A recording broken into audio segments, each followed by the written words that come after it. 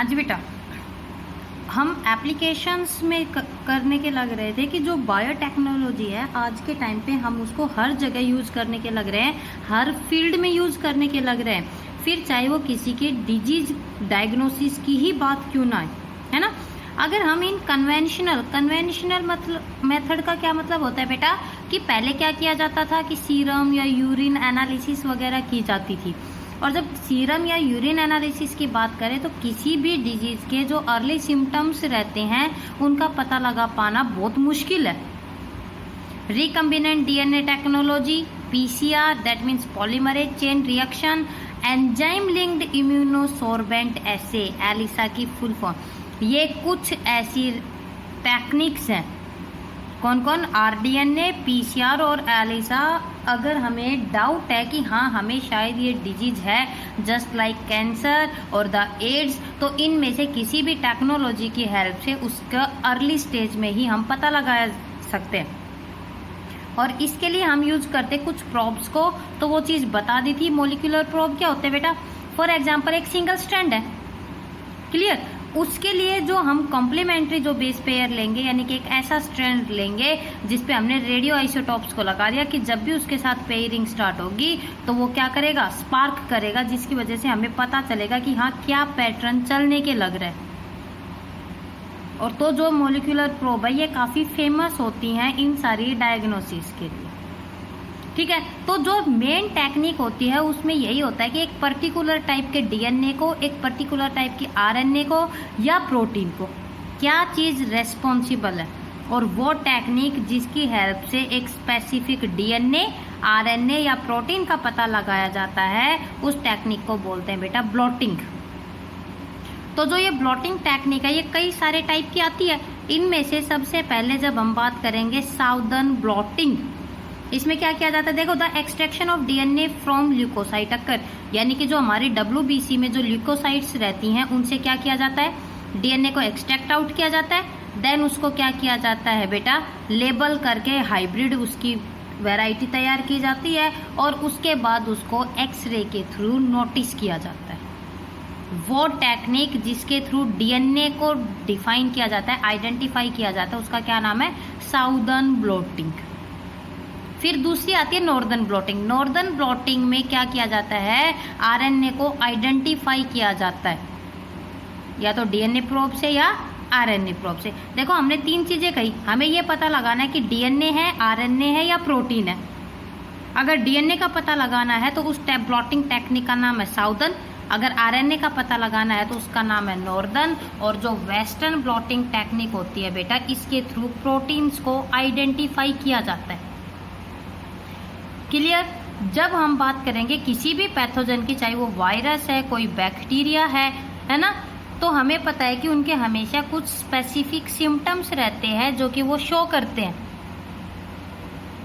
लेकिन जो ये सिम्टम्स रहते हैं ये काफ़ी टाइम बाद डिटेक्ट आउट होते हैं। उससे पहले क्या किया जाता है बेटा, कि जो पीसीआर टेक्निक रहती है उसकी हेल्प से मल्टीपल कॉपीज बना ली जाती हैं। PCR can detect very low amount of the DNA, अगर माइन्यूट सी भी अमाउंट है तो जो पीसीआर की टेक्नोलॉजी है उसकी वजह से हमें उस डीएनए के बारे में पता चल जाएगा। तो जो पीसीआर है आज के टाइम पे, इसको अगर मान लो ये लगता है कि हाँ इसके एचआईवी एड्स है, सस्पेक्ट ही है, तो भी उसके अंदर हम एचआईवी वायरस को डिटेक्ट आउट कर सकते हैं। जीन म्यूटेशंस वगैरह का पता लगा सकते हैं। यानी कि बहुत से ऐसे डिसऑर्डर्स रहते हैं जहाँ पर आज के टाइम पे जो बायोटेक्नोलॉजी है वो अपना एक इम्पोर्टेंट रोल प्ले करने के लग रही है। तो ये जितने भी जो प्रोब्स यूज की जाती है, प्रोब एक ऐसा स्ट्रैंड ले लेना जिसके अगेंस्ट कॉम्प्लीमेंट्री पेयर्स बनते, क्लियर। अगर हम इस एलिसा की ही बात करें तो जो ये एलिसा टेक्निक है बेटा, ये एंटीजन एंटीबॉडी इंटरेक्शन पे, हमें पता है कि हमेशा जो एंटीजन्स रहते हैं वो अपनी पर्टिकुलर एंटीबॉडी के साथ क्या करते हैं? बाइंड करते हैं। और यही इसकी खासियत है कि ये भी जो इसका मेन सिद्धांत, जो प्रिंसिपल है वो क्या है? Antigen antibody reactions. उनको एक्सरे के अंदर नोटिस किया जाता है और उनका पता लगा लिया जाता है, क्लियर। उसके बाद जब हम बात करेंगे making a choice of baby sex, ये चीज़ अलाउड नहीं है। लेकिन फिर भी जो टेक्निक यूज की जा रही है which will not require preferential abortion but will allow preferential fertilization by male or female determining sperms। ये एक ऐसी टेक्निक है बायोटेक्नोलॉजी कि हम पर्टिकुलर सिर्फ एक्स जो स्पर्म है उसमें से एक्स क्रोमोजोम को निकाल सकते हैं, पर्टिकुलर सिर्फ वाई क्रोमोजोम को, यानी कि जो चीज़ हमें डालनी है वो ही हम वहाँ से क्या कर सकते हैं, एक्सट्रैक्ट आउट कर सकते हैं। एक्सट्रैक्ट आउट किया, उनको आपस में क्या करवा सकते हैं, फर्टिलाइज करवा सकते हैं। यानी कि अगर लड़का चाहिए तो लड़का, लड़की चाहिए तो लड़की। क्लियर। विटामिन वगैरह की प्रोडक्शन होती है, vitamin B2, B12, vitamin C की फर्मेंटेशन होती है फंगस वगैरह की, और उस फर्मेंटेशन के थ्रू क्या होती है कि कई बार बैक्टीरिया को, ठीक है, वायरस का नाम आ रहा है, फंगस वगैरह की फर्मेंटेशन होती है और इस बायोटेक्नोलॉजी के थ्रू उनको भी एक्सट्रैक्ट आउट किया जाता है। तो ये सारे हम ऑलरेडी कर चुके। अब हम बात करते हैं ट्रांसजेनिक एनिमल्स। वही जब एक प्लांट के जीन्स को क्या किया जाता है, अल्टरनेटली चेंज किया जाता है, उनको बोलते हैं ट्रांसजेनिक प्लांट। और वो एनिमल्स जिनकी बॉडी के अंदर फॉरेन जीन्स को इंट्रोड्यूस कर दिया जाता है उनको हम बोलते हैं ट्रांसजेनिक एनिमल्स। आरडीएनए टेक्नोलॉजी के थ्रू हो रहा है। कैसे किया जाता है, लोकेशन उनको पहचानना, फिर डिजायर्ड जीन को निकालना, फिर प्रॉपर एक वेक्टर की किसके थ्रू हम इन जीन्स को डाल सकते हैं, फिर वो डिजायर्ड जीन जो वैरायटी हम चाहते हैं उसको वेक्टर के साथ मिक्स करना, कल्चर करना और फाइनली होस्ट की बॉडी के अंदर ट्रांसफर कर देना। इस तरह हम क्या करते हैं बेटा, ट्रांसजेनिक जो एनिमल्स हैं उनको भी प्रिपेयर करने के लग रहे हैं। तो क्या एडवांटेज है इन ट्रांसजेनिक एनिमल्स की, बायोलॉजिकल प्रोडक्ट। आज के टाइम पे हम एनिमल्स को मैनिपुलेट कर रहे हैं सबसे ज़्यादा सिर्फ अपने फायदे के लिए कर रहे हैं कि मेडिसिन्स चाहिए हर ह्यूमन डिजीज को क्योर करने के लिए, और ऐसे प्रोडक्ट को बनाना काफ़ी एक्सपेंसिव है। तो जो ट्रांसजेनिक एनिमल्स जो कि बायोलॉजिकल प्रोडक्ट बनाते हैं उनमें एक पर्टिकुलर जीन डाल दिया जाता है पर्टिकुलर प्रोडक्ट के लिए। क्या एनिमल्स के थ्रू अपने डिजायर्ड प्रोडक्ट्स को निकाला जा रहा है, कैसे एनिमल के अंदर जो प्रोडक्ट चाहिए उसके पर्टिकुलर जीन्स को ट्रांसफर किया जा रहा है।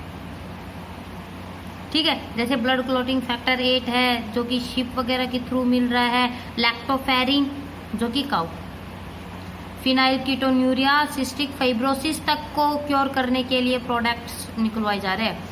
1997 में पहली ट्रांसजेनिक काउ, इसके ऊपर क्वेश्चन आता है जिसका नाम था रोजी, प्रोड्यूस ह्यूमन प्रोटीन। एक ऐसी काउ तैयार की गई जिसमें कि ह्यूमन प्रोटीन तक एक्सट्रैक्ट आउट की गई थी, जो अल्फा लैक्टा एल्ब्यूमिन है वो। क्लियर। तो बेटा आपके पास रोजी के ऊपर क्वेश्चन आया करता है। वैक्सीन सेफ्टी टेस्टिंग, ये क्वेश्चन आता है, कोई वैक्सीन बनाई तो क्या उस वैक्सीन का ट्रायल सीधा ह्यूमन पे करते हैं? नहीं, वैक्सीन जब बनती है तो सबसे पहले उसका ट्रायल किया जाता है एनिमल के ऊपर, और अगर वहाँ पर काम कर दिया देन उसको हमारे ऊपर ट्राई किया जाता है।